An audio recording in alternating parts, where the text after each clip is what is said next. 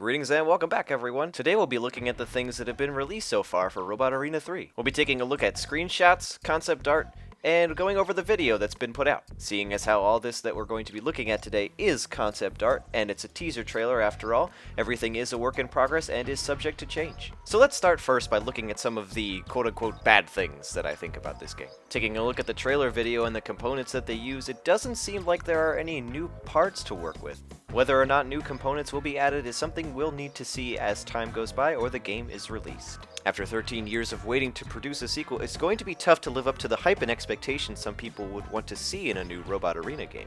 Hopefully the developer Octopus Tree is going to be up to that kind of task. Something I've also noticed is that the weapons that are the same but are different lengths aren't categorized under just one weapon and you can choose different lengths. That's hopefully something we'll see change in the final game. Let's move on to some of the neutral things. There's a whole bunch of new bots that have concept art, which is great, but some people might miss the old robots that they came to love and enjoy. The new way to build robots is now this new 3D layer format. This seems to be an interesting take on building them. We'll have to see if building a robot this way is better or worse than the previous game. Octopus Tree is a new branch from the Encore Publishing Group, which doesn't have any prior record to working on any previously released titles. Hopefully we can count on them to make their first couple of games, this one being one of them, really well. In the trailers, it seems that most of the robots are all painted pure white.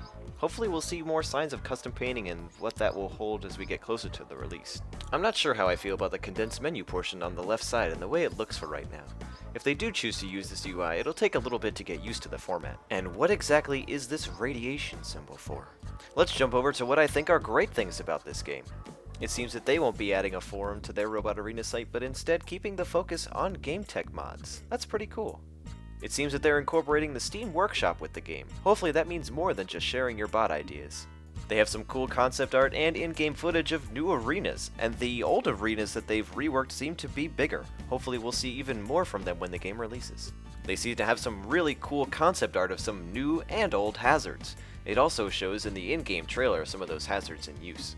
And lastly, the fact that this is a new game is a cool thing in itself because there can always be updates, bug fixes, and of course community support to the developer themselves on what we should improve and change for the future. But that will only hold true if Octopus Tree continuously supports the game. Those are the few of the things off the top of my head that I can think about this game.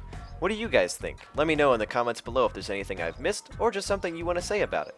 Overall, I'm pretty excited for this game. Hopefully Octopus Tree can pull out all the stops and release a really nice sequel to Robot Arena 2.